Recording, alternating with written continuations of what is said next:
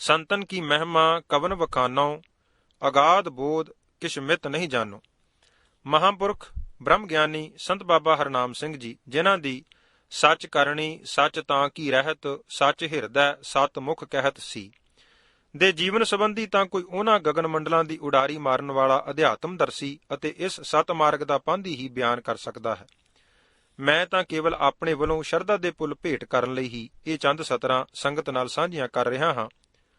ਪੂਰਨ ਬ੍ਰਹਮ ਗਿਆਨ ਅਤੇ ਭਗਤ ਸੰਗ ਪ੍ਰਭ ਗੋਸ਼ਟ ਕਰਤ ਦੀ ਅਵਸਥਾ ਵਿੱਚ ਸਾਖਿਆਤ ਪਰਮੇਸ਼ਰ ਨਾਲ ਮਨ ਦੀਆਂ ਗੱਲਾਂ ਕਰਨ ਵਾਲੇ ਸਤਿਗੁਰੂ ਸ੍ਰੀ ਗੁਰੂ ਗ੍ਰੰਥ ਸਾਹਿਬ ਜੀ ਉੱਤੇ ਪੂਰਨ ਭਰੋਸਾ ਕਰਕੇ ਆਦ ਸੱਚ ਜੁਗਾਦ ਸੱਚ ਹੈ ਭੀ ਸੱਚ ਨਾਨਕ ਹੋਸੀ ਭੀ ਸੱਚ ਜਾਣਨ ਵਾਲੇ, ਜੀਉ ਨਿਰਮਲ ਬਾਹਰੋਂ ਨਿਰਮਲ ਪੂਰਨ ਖਾਲਸਾਈ ਰਹਿਤ ਬਹਿਤ ਦੇ ਧਾਰਣੀ, ਧੰਨ ਸ੍ਰੀ ਗੁਰੂ ਨਾਨਕ ਦੇਵ ਸਾਹਿਬ ਜੀ ਤੋਂ ਧੰਨ ਸ੍ਰੀ ਗੁਰੂ ਗ੍ਰੰਥ ਸਾਹਿਬ ਜੀ ਤੱਕ ਸਾਹਿਬਾਂ ਦੇ ਦਿੱਤੇ ਉਪਦੇਸ਼ਾਂ ਅਤੇ ਗੁਰਮਤ ਅਨੁਸਾਰ ਆਪਣਾ ਜੀਵਨ ਬਤੀਤ ਕਰਦੇ ਹੋਏ ਆਪ ਜਪੈ ਅਵਰਹ ਨਾਮ ਜਪਾਵੈ ਦਾ ਪ੍ਰਤੱਖ ਸਰੂਪ ਬਚਨ ਦੇ ਬਲੀ ਸੰਤ ਸਰੂਪ ਮਹਾਂਪੁਰਖ ਬਾਬਾ ਜੀ ਦੇ ਸੰਪਰਕ ਵਿੱਚ ਜੋ ਵੀ ਗੁਰਮੁਖ ਇੱਕ ਵਾਰ ਆ ਗਿਆ ਉਹ ਫਿਰ ਨੇੜੇ ਤੋਂ ਨੇੜੇ ਹੀ ਹੁੰਦਾ ਚਲਾ ਗਿਆ।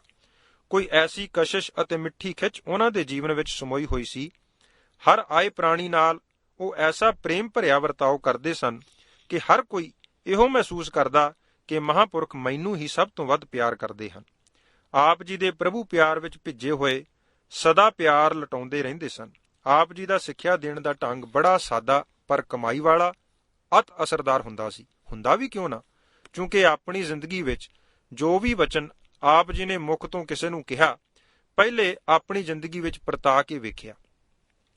ਜਿਵੇਂ ਇਸੇ ਗ੍ਰੰਥ ਵਿੱਚ ਆਪ ਇੱਕ ਘਟਨਾ ਸਰਵਣ ਕਰੋਗੇ ਕਿ ਸੁਖਮਨੀ ਸਾਹਿਬ ਦਾ ਪਾਠ ਕਰਦਿਆਂ ਜਦ ਇਹ ਤੁਕ ਆਈ, ਭੂਖੇ ਕਉ ਦੇਵਤ ਆਧਾਰ, ਕਿ ਕੀ ਕੇਵਲ ਨਾਮ ਸਿਮਰਨ ਆਸਰੇ ਦੁਨਿਆਵੀ ਪਦਾਰਥ ਖਾਧੇ ਤੋਂ ਬਿਨਾਂ ਰਿਹਾ ਜਾ ਸਕਦਾ ਹੈ। ਬਸ ਇਸੇ ਗੱਲ ਦਾ ਨਿਰਣਾ ਕਰਨ ਲਈ 40 ਦਿਨ ਦਾ ਸਾਧਨ ਰੱਖ ਲਿਆ। 40 ਦਿਨ ਨਾ ਪ੍ਰਸ਼ਾਦਾ ਛਕਿਆ, ਨਾ ਕੋਈ ਹੋਰ ਚੀਜ਼, ਇੱਥੋਂ ਤੱਕ ਕਿ ਜਲਪਾਨ ਵੀ ਨਹੀਂ ਕੀਤਾ। ਅੰਦਰ ਬੈਠ ਕੇ ਕੇਵਲ ਪ੍ਰਭੂ ਪਰਮੇਸ਼ਰ ਦੀ ਬੰਦਗੀ ਹੀ ਕੀਤੀ। ਇੱਥੇ ਮੈਂ ਇਹ ਦੱਸਣਾ ਜ਼ਰੂਰੀ ਸਮਝਾਂਗਾ ਕਿ ਜਦੋਂ ਬਾਬਾ ਜੀ ਇੱਥੇ ਵੁਲਵਰਹੈਂਪਟਨ ਇੰਗਲੈਂਡ ਦਾਸ ਪਾਸ ਆਏ ਸਨ ਤਾਂ ਮੈਂ ਇਸ ਘਟਨਾ ਨੂੰ ਹੋਰ ਸਪਸ਼ਟ ਕਰਨ ਲਈ ਇੱਕ ਦਿਨ ਬਾਬਾ ਜੀ ਪਾਸੋਂ ਪੁੱਛਿਆ ਕਿ ਬਾਬਾ ਜੀ, ਜਦ ਆਪ ਜੀ ਨੇ 40 ਦਿਨ ਦਾ ਸਾਧਨ ਭੁੱਖਿਆਂ ਰਹਿ ਕੇ ਕੀਤਾ ਉਦੋਂ ਤੁਸੀਂ ਕੁਝ ਵੀ ਨਹੀਂ ਛਕਿਆ? ਬਾਬਾ ਜੀ ਨੇ ਆਖਿਆ ਕਿ ਨਹੀਂ, ਬਿਲਕੁਲ ਹੀ ਕੁਝ ਨਹੀਂ ਛਕਿਆ। ਪਰ ਮੇਰੀ ਹੈਰਾਨੀ ਹੋਰ ਵੱਧ ਗਈ। ਮੈਂ ਕਿਹਾ ਬਾਬਾ ਜੀ, ਪਾਣੀ ਤਾਂ ਸਰੀਰ ਲਈ ਅਤਿਅੰਤ ਜ਼ਰੂਰੀ ਹੈ, ਕਿ ਪਾਣੀ ਵੀ ਨਹੀਂ ਪੀਤਾ? ਮਹਾਂਪੁਰਖਾਂ ਦਾ ਜਵਾਬ ਸੀ ਕਿ ਕੁਝ ਵੀ ਨਹੀਂ ਪੀਤਾ। ਇਹ ਸੁਣ ਕੇ ਮੈਂ ਚੁੱਪ ਜਿਹਾ ਕਰ ਗਿਆ ਕਿ ਭਲਾ ਪਾਣੀ ਬਗੈਰ ਮਨੁੱਖ 40 ਦਿਨ ਕਿਵੇਂ ਕੱਢ ਸਕਦਾ ਹੈ। ਪਰ ਬਾਬਾ ਜੀ ਮੇਰੀ ਮਾਨਸਿਕ ਅਵਸਥਾ ਨੂੰ ਤਾੜ ਗਏ ਤੇ ਬਚਨ ਕੀਤਾ, ਹਰਵਿੰਦਰ ਸਿੰਘ, ਛਕਦੇ ਤਾਂ ਨਾ ਜੇਕਰ ਅੰਦਰੋਂ ਮਨ ਚੋਂ ਛਕਣ ਲਈ ਕਿਸੇ ਕਿਸਮ ਦੀ ਆਵਾਜ਼ ਆਉਂਦੀ ਜਾਂ ਲੋੜ ਮਹਿਸੂਸ ਹੁੰਦੀ। ਜਦ ਸਰੀਰ ਨੇ ਕਿਸੇ ਤਰ੍ਹਾਂ ਦੀ ਮੰਗ ਹੀ ਨਹੀਂ ਕੀਤੀ ਤਾਂ ਫਿਰ ਛਕਣਾ ਕਾਹਦੇ ਵਾਸਤੇ ਸੀ? ਇੱਥੋਂ ਤੱਕ ਕਿ ਸਰੀਰ ਨੂੰ ਆਹਾਰ ਨਾ ਦੇਣ ਨਾਲ ਕਿਸੇ ਕਿਸਮ ਦੀ ਕੋਈ ਸਰੀਰਕ ਕਮਜ਼ੋਰੀ ਵੀ ਨਹੀਂ ਮਹਿਸੂਸ ਹੋਈ।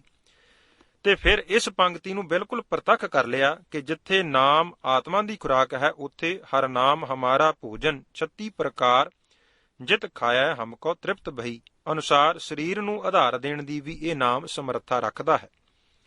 ਆਪ ਜੀ ਦਾ ਸ੍ਰੀ ਗੁਰੂ ਗ੍ਰੰਥ ਸਾਹਿਬ ਜੀ ਪ੍ਰਤੀ ਇਤਨਾ ਦ੍ਰਿੜ ਨਿਸ਼ਚਾ ਸੀ ਕਿ ਆਪ ਜੀ ਕਿਹਾ ਕਰਦੇ ਸਨ ਕਿ ਗੁਰਬਾਣੀ ਦਾ ਇੱਕ ਇੱਕ ਅੱਖਰ ਸੱਚ ਹੈ। ਅਸੀਂ ਜੋ ਕੁਝ ਵੀ ਪ੍ਰਾਪਤ ਕੀਤਾ ਹੈ ਉਹ ਗੁਰਬਾਣੀ ਤੋਂ ਹੀ ਪਾਇਆ ਹੈ, ਭਾਵ ਸ੍ਰੀ ਗੁਰੂ ਗ੍ਰੰਥ ਸਾਹਿਬ ਜੀ ਪਾਸੋਂ ਹੀ ਪ੍ਰਾਪਤ ਕੀਤਾ ਹੈ। ਮੈਂ ਆਪਣੇ ਜੀਵਨ 'ਚ ਗੁਰਬਾਣੀ ਨੂੰ ਸੱਚੀ ਮੁੱਚੀ ਅਮਲੀ ਤੌਰ ਤੇ ਪ੍ਰਤੱਖ ਹਰ ਜਾਣ ਕੇ ਪੂਜਦਾ ਅਗਰ ਕੋਈ ਤੱਕਿਆ ਹੈ ਤਾਂ ਉਹ ਬਾਬਾ ਜੀ ਹੀ ਸਨ।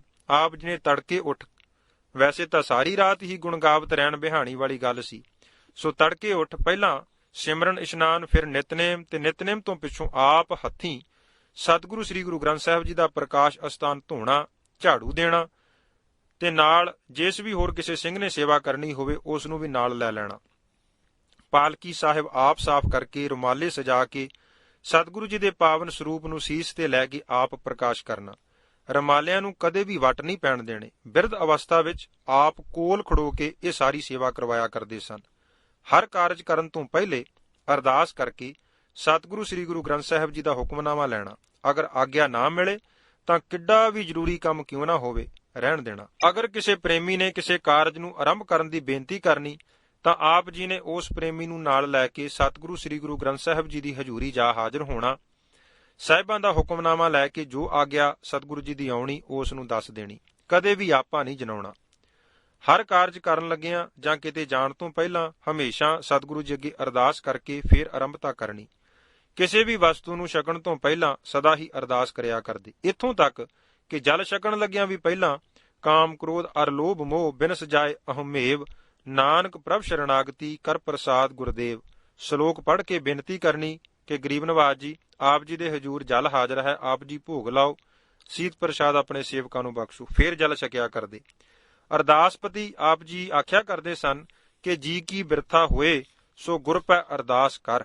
ਗੁਰਸਿੱਖ ਆਪਣੇ ਮਨ ਦੀ ਹਰ ਗੱਲ ਅਰਦਾਸ ਰਾਹੀਂ ਸਤਿਗੁਰੂ ਜੀ ਨਾਲ ਸਾਂਝੀ ਕਰੇ।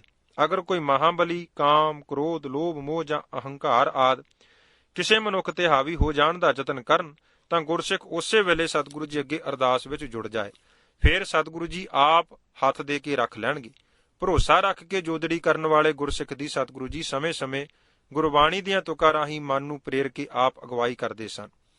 ਗੁਰਬਾਣੀ ਬਾਰੇ ਇੱਥੇ ਇੰਗਲੈਂਡ ਆਇਆ ਪਾਸਦਾਸ ਨੇ ਬੇਨਤੀ ਕੀਤੀ ਕਿ ਬਾਬਾ ਜੀ, ਗੁਰਬਾਣੀ ਦੇ ਜੇ ਅਰਥਾਂ ਦੀ ਸਮਝ ਨਹੀਂ ਪੈਂਦੀ ਫਿਰ ਪੜ੍ਹੀ ਬਾਣੀ ਦਾ ਲਾਭ ਕੀ ਹੈ? ਤਦ ਆਖਣ ਲੱਗੇ, ਗੁਰਬਾਣੀ ਗੁਰੂ ਹੈ, ਇਹ ਹਨੇਰੇ ਮਨ ਵਿੱਚ ਪ੍ਰਕਾਸ਼ ਕਰਨ ਦੀ ਸਮਰੱਥਾ ਰੱਖਦੀ ਹੈ। ਮੈਂ ਫਿਰ ਬੇਨਤੀ ਕੀਤੀ ਕਿ ਬਾਬਾ ਜੀ, ਜਦੋਂ ਜੋ ਅਸੀਂ ਮੂੰਹੋਂ ਆਖ ਰਹੇ ਹਾਂ ਉਸ ਦੇ ਭਾਵ ਦਾ ਹੀ ਪਤਾ ਨਹੀਂ ਕਿ ਫਿਰ ਵੀ ਪੜ੍ਹਨ ਨਾਲ ਕੋਈ ਲਾਭ ਹੁੰਦਾ ਹੈ। ਤਦ ਆਪ ਜੀ ਦਾ ਬਚਨ ਸੀ ਕਿ ਬਾਣੀ ਪੜ੍ਹਦੇ ਸਮੇਂ ਜੇਕਰ ਅਰਥਾਂ ਦੀ ਸਮਝ ਨਹੀਂ ਵੀ ਪੈਂਦੀ ਤਦ ਵੀ ਅੱਖਰਾਂ ਵਿੱਚ ਧਿਆਨ ਰੱਖੋ ਅਤੇ ਜਿਹੜੇ ਅੱਖਰ ਤੁਸੀਂ ਮੂੰਹੋਂ ਬੋਲਦੇ ਹੋ ਉਹ ਧਿਆਨ ਨਾਲ ਕੰਨਾਂ ਰਾਹੀਂ ਸੁਣੋ, ਪਰ ਪੜ੍ਹੋ ਸੁਣੋ ਅਤ ਪਿਆਰ ਨਾਲ। ਫਿਰ ਗੁਰਬਾਣੀ ਦਾ ਧਰਮ ਹੈ ਕਿ ਉਹ ਆਪਣਾ ਬੋਧ ਆਪ ਕਰਵਾ ਦਿੰਦੀ ਹੈ। ਪਿਆਰ ਅਤੇ ਸ਼ਰਧਾ ਸਹਿਤ ਕੰਨਾਂ ਨਾਲ ਸੁਣ ਕੇ ਗੁਰਬਾਣੀ ਪੜ੍ਹਨ ਵਾਲੇ ਨੂੰ ਕਿਸੇ ਵੀ ਪ੍ਰਕਾਰ ਦੀ ਕਮੀ ਨਹੀਂ ਰਹਿੰਦੀ। ਸੰਗਤ ਦਾ ਆਪ ਜੀ ਹੱਦੋਂ ਵੱਧ ਸਤਿਕਾਰ ਕਰਿਆ ਕਰਦੇ ਸਨ, ਕਿਉਂਕਿ ਆਪ ਜੀ ਕਿਹਾ ਕਰਦੇ ਸਨ ਕਿ ਵਿੱਚ ਸੰਗਤ ਹਰ ਪ੍ਰਭ ਵਸੈ ਜੀਓ। ਸੋ ਸੰਗਤ ਦੀ ਸੇਵਾ ਆਪਣੇ ਹੱਥੀਂ ਕਰਨੀ ਆਪ ਜੀ ਦਾ ਨਿਤ ਕਰਮ ਸੀ। ਲੰਗਰ ਆਪ ਜੀ ਹਮੇਸ਼ਾ ਪੰਗਤ ਵਿੱਚ ਸੰਗਤ ਦੇ ਨਾਲ ਬੈਠ ਕੇ ਹੀ ਸੰਗਤ ਦੇ ਨਾਲ ਦਾ ਹੀ ਛਕਦੇ। ਨਿਤਨੇਮ ਵੀ ਸਦਾ ਸੰਗਤ ਵਿੱਚ ਮਿਲ ਬੈਠ ਕੇ ਹੀ ਕਰਦੇ ਤਾਂ ਜੋ ਸਾਰੇ ਰਲ ਕੇ ਗੁਰਬਾਣੀ ਦਾ ਸੰਗਤੀ ਲਾਹਾ ਲੈ ਸਕਣ। ਆਪ ਜੀ ਦਾ ਕਥਨ ਸੀ ਕਿ ਸੰਗਤੀ ਨਿਤਨੇਮ ਦਾ ਇਹ ਲਾਭ ਹੁੰਦਾ ਹੈ ਕਿ ਜਿਉਂ ਚੰਦਨ ਸੰਗ ਬਸੈ ਨਿੰਮ ਬਿਰਖਾ ਗੁਣ ਚੰਦਨ ਕੇ ਬਸਖੇ। ਇੱਕ ਤਾਂ ਆਪੂ ਤੋਂ ਉੱਚੀ ਅਵਸਥਾ ਵਾਲਿਆਂ ਦੀ ਸੰਗਤ ਵਿੱਚ ਬੈਠ ਕੇ ਪਾਠ ਕਰਨ ਨਾਲ ਸੁਰਤ ਛੇਤੀ ਉੱਚੀ ਹੁੰਦੀ ਹੈ। ਦੂਸਰੇ ਗੁਰਬਾਣੀ ਉਚਾਰਨ ਵਿੱਚ ਜੇਕਰ ਕਿਸੇ ਕਿਸਮ ਦੀ ਕੋਈ ਗਲਤੀ ਹੋਵੇ ਤਾਂ ਉਸ ਦੀ ਵੀ ਸੁਧਾਈ ਹੋ ਜਾਂਦੀ ਹੈ। ਜੇਕਰ ਕੋਈ ਗੁਰੂ ਪਿਆਰਾ ਆਖਦਾ ਕਿ ਮੈਂ ਦੱਸਿਓ ਮਾਰਗ ਸੰਤੋਹ ਕਿਉਂ ਪ੍ਰਭੂ ਮਿਲਾਈਆ, ਤਦ ਉਸ ਨੂੰ ਆਪਣੇ ਨਿੱਜੀ ਸਿਮਰਨ ਕਰਦੇ ਸਮੇਂ ਕੋਲ ਬਿਠਾ ਕੇ ਮਨ ਜੋੜਨ ਦਾ ਤਰੀਕਾ ਦੱਸ ਆਪ ਨਾਲ ਹੋ ਕੇ ਬੰਦਗੀ ਕਰਵਾਉਣੀ। ਕਈ ਵਾਰ ਪਰਮਾਰਥ ਦੇ ਪਾਂਧਿਆਂ ਦੀ ਪੂਰਨ ਲਗਨ ਨਾ ਵੇਖ ਕੇ ਬਚਨ ਕਰਨਾ ਕਿ ਜਿੱਥੇ ਦੱਸਣ ਵਾਲਾ ਹੋਵੇ ਉੱਥੇ ਪੁੱਛਣ ਵਾਲਾ ਨਹੀਂ ਮਿਲਦਾ ਤੇ ਜਿੱਥੇ ਪੁੱਛਣ ਵਾਲਾ ਹੋਵੇ ਉੱਥੇ ਦੱਸਣ ਵਾਲਾ ਨਹੀਂ ਮਿਲਦਾ। ਤੇ ਜੇ ਕਿਤੇ ਗੁਰੂ ਕਿਰਪਾ ਸਦਕਾ ਦੋਹਾਂ ਦਾ ਜੋੜ ਜੁੜ ਜਾਵੇ ਫਿਰ ਕਿਸੇ ਕਿਸਮ ਦੀ ਘਾਟ ਨਹੀਂ ਰਹਿੰਦੀ।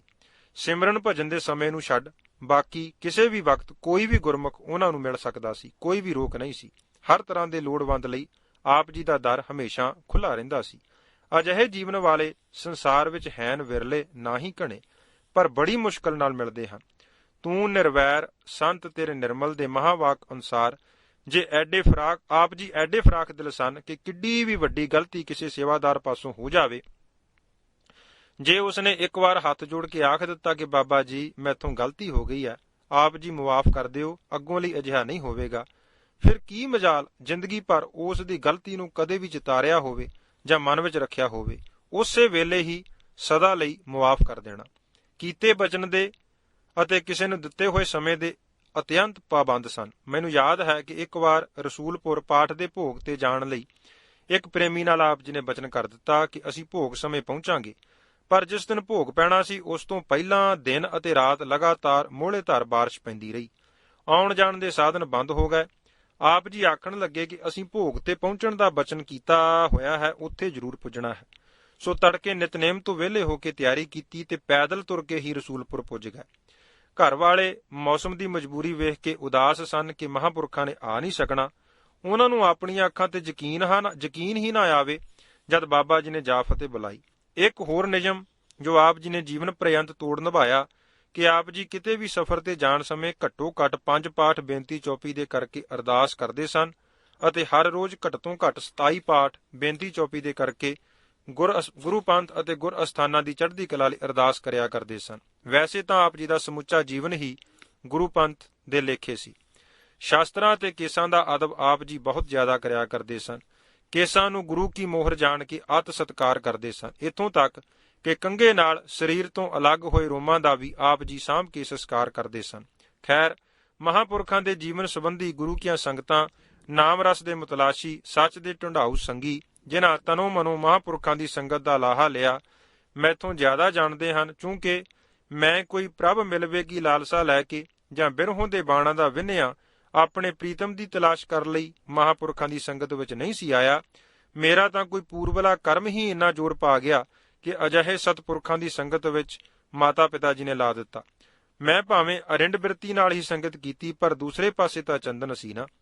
ਚੰਦਨ ਰੂਪ ਮਹਾਂਪੁਰਖਾਂ ਨੇ ਕਦੇ ਆਪਣਾ ਸੁਭਾਅ ਨਾ ਤਿਆਗਿਆ ਤੇ ਗੁਣ ਅਵਗੁਣ ਵਿਚਾਰੇ ਬਿਨਾਂ ਆਪਣੀ ਮਹਿਕ ਵੰਡ ਦਿੱਤੀ।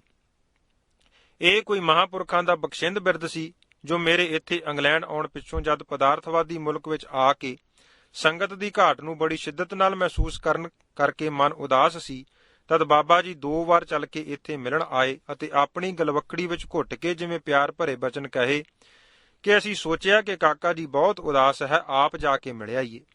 ਆਪ ਜੀ ਚੰਦ ਮਹੀਨਿਆਂ ਦੇ ਬੱਚੇ ਤੋਂ ਲੈ ਕੇ ਬਿਰਧ ਅਵਸਥਾ ਤੱਕ ਦੇ ਨੂੰ ਜੀ ਆਖ ਕੇ ਹੀ ਬੁਲਾਇਆ ਕਰਦੇ ਸਨ। ਉਹ ਪਿਆਰ ਹੁਣ ਵੀ ਜਦ ਯਾਦ ਆਉਂਦਾ ਹੈ ਤਾਂ ਮਨ ਸਵਾਦ ਨਾਲ ਭਰ ਜਾਂਦਾ ਹੈ।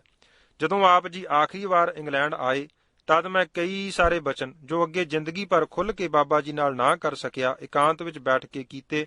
ਉਪਰੰਤ ਮਹਾਂਪੁਰਖਾਂ ਨੇ ਬੇਅੰਤ ਬਖਸ਼ਿਸ਼ਾਂ ਅਤੇ ਪਿਆਰ ਭਰੀਆਂ ਅਸੀਸਾਂ ਪ੍ਰਦਾਨ ਕੀਤੀਆਂ। ਇਹਨਾਂ ਬਚਨਾਂ ਅਤੇ ਅਸੀਸਾਂ ਦੇ ਭਰੋਸੇ ਕਿ ਮਹਾਂਪੁਰਖ ਹੁੰਦੇ ਹਨ ਸੂਰਬੀਰ ਕੇ ਬਚਨ ਕੇ ਬਲੀ, ਸੋ ਜ਼ਰੂਰ ਤੋੜ ਨਿਭਾਉਣਗੇ। ਸੰਸਾਰੀ ਉਤਰਾਵਾਂ ਚੜਾਵਾਂ ਨਾਲ ਮਨ ਦੇ ਡੋਲਣ ਸਮੇਂ ਵੀ ਇਹਨਾਂ ਬਚਨਾਂ ਦੇ ਭਰੋਸੇ ਦਾ ਚੱਪੂ ਹੀ ਮੇਰੀ ਜੀਵਨ ਨਈਆ ਨੂੰ ਭਵਰਾਂ ਵਿੱਚੋਂ ਅੱਜ ਤੱਕ ਕੱਢੀ ਜਾ ਰਿਹਾ ਹੈ। ਉਹਨਾਂ ਦੇ ਮਹਿਕ ਭਰੇ ਜੀਵਨ ਵਿੱਚੋਂ ਜਿਸਨੇ ਵੀ 2 ਘੁੱਟ ਭਰ ਲਏ, ਉਹਨਾਂ ਦੇ ਪ੍ਰੇਮ ਪ੍ਰੀਤ ਸਦਾ ਲਈ ਗੁਰੂ ਚਰਨਾਂ ਨਾਲ ਲੱਗ ਗਈ। ਅੱਜ ਵੀ ਹਜ਼ਾਰਾਂ ਲੱਖਾਂ ਦੀ ਗਿਣਤੀ ਵਿੱਚ ਅੰਮ੍ਰਿਤਧਾਰੀ ਰਹਿਤ ਬਹਿਤ ਵਿੱਚ ਪ੍ਰਪੱਕ ਤਿਆਰ ਬਰ ਤਿਆਰ ਸਿੰਘ ਸਿੰਘਣੀਆਂ, ਜਿਨ੍ਹਾਂ ਨੂੰ ਮਹਾਂਪੁਰਖਾਂ ਨੇ ਆਪ ਹੱਥੀਂ ਅੰਮ੍ਰਿਤ ਪਾਨ ਕਰਵਾਇਆ ਤੇ ਸਤਿਗੁਰੂ ਗੁਰੂ ਗ੍ਰੰਥ ਸਾਹਿਬ ਜੀ ਦੇ ਲੜ ਲਾਇਆ, ਹਰ ਥਾਂ ਚੜ੍ਹਦੀ ਕਲਾ ਵਿੱਚ ਵੇਖੇ ਜਾ ਸਕਦੇ ਹਨ, ਜੋ ਇਸ ਗੱਲ ਦੀ ਗਵਾਹੀ ਭਰਦੇ ਹਨ ਕਿ ਆਪ ਤਰੈ ਕੁਲ ਸਗਲੇ ਤਾਰੇ ਗੁਰਮੁਖ ਜਨਮ ਸਵਾਰਣਿਆ। ਕੁਦਰਤ ਦੇ ਅਟਲ ਨਿਯਮਾਂ ਅਨੁਸਾਰ ਸਰੀਰਕ ਸਾਂਝ ਸਦੀਵੀ ਨਹੀਂ ਰਹਿੰਦੀ, ਸੋ ਗੁਰੂ ਭਾਣੇ ਅਨੁਸਾਰ ਇਹ ਸ੍ਰੇਸ਼ਟ ਆਤਮਾ ਵੀ 4 ਜਨਵਰੀ 1983 ਨੂੰ ਜਿਉਂ ਜਲ ਮੈਂ ਪੈਸ ਨਾ ਨਿਕਸੈ ਅਨੁਸਾਰ ਅਕਾਲ ਪੁਰਖ ਨਾਲ ਇੱਕਮਿਕ ਹੋ ਕੇ ਸਰੀਰਕ ਤੌਰ ਤੇ ਸਦਾ ਲਈ ਅਲੋਪ ਹੋ ਗਈ। दामन किसी का हाथ से जाता रहा मगर एक रिश्ता ये ख्याल है जो टूटता नहीं। ਸਰੀਰਾਂ ਦੀ ਸਾਂਝ ਤੇ ਆਸਰਾ ਸਦਾ ਬਣਿਆ ਨਹੀਂ ਰਹਿੰਦਾ, ਪਰ ਵਿਚਾਰਾਂ ਦੀ ਰਿਸ਼ਤੇਦਾਰੀ ਤਥਾ ਸਾਂਝ ਕਿਸੇ ਦੀਆਂ ਸਿੱਖਿਆਵਾਂ ਅਤੇ ਬੋਲਾਂ ਰਾਹੀਂ ਸਦੀਵੀ ਬਣੀ ਰਹਿੰਦੀ ਹੈ। ਮਹਾਂਪੁਰਖਾਂ ਪ੍ਰਤੀ ਤਾਂ ਇਹੋ ਹੀ ਕਹਿਣਾ ਬਣਦਾ ਹੈ, ਧੰਨ ਸੋ ਵੰਸ, ਧੰਨ ਸੋ ਪਿਤਾ, ਧੰਨ ਸੋ ਮਾਤਾ, ਜਿਨ ਜਨ ਜਣੇ, ਜਿਨ ਸਾਸ ਗਰਾਸ ਧਿਆਇਆ ਮੇਰਾ ਹਰ ਹਰ, ਸੇ ਸਾਚੀ ਦਰਗਹਿ ਹਰ ਜਨ ਬਣੇ। ਅਖੀਰ ਉਹਨਾਂ ਸਾਰੇ ਗੁਰੂ ਪਿਆਰਿਆਂ ਜਿਹੜੇ ਸਤਪੁਰਖਾਂ ਦੀ ਸੰਗਤ ਦਾ ਲਾਹਾ ਲੈਂਦੇ ਹੋਏ ਚੰਦਨ ਨਿਕਟ ਸਭ ਚੰਦਨ ਹੋਈਆ ਅਨੁਸਾਰ ਪਰਮੇਸ਼ਰ ਜੀ ਨਾਲ ਇੱਕਮਿਕ ਹਨ ਦੇ ਚਰਨਾਂ ਵਿੱਚ ਮੇਰੀ 2 ਕਰ ਜੋੜ ਬੇਨਤੀ ਹੈ ਕਿ ਦੇਹੋ ਸੱਜਣ ਅਸੀਸੜੀਆਂ ਜਿਉ ਹੋਵੈ ਸਾਹਿਬ ਸਿਉ ਮੇਲ, ਅਸੀਸ ਦੇਹੋ ਕਿ ਦਾਸ ਦਾ ਵੀ ਸਿੱਖੀ ਸਿਦਕ ਭਰੋਸਾ ਕੇਸਾਂ ਸਵਾਸਾਂ ਸੰਗ ਗੁਰੂ ਚਰਨੀ ਪਿਆ ਓੜ ਨਿਭ ਜਾਏ। ਗੁਰੂ ਪਿਆਰਿਆਂ ਦੀਆਂ ਅਸੀਸਾਂ ਅਤੇ ਚਰਨ ਧੂੜੀ ਦਾ ਸਦਾ ਲਈ ਜਾਚਕ ਹਰਵਿੰਦਰ ਸਿੰਘ, ਵੁਲਵਰਹੈਂਪਟਨ, ਇੰਗਲੈਂਡ।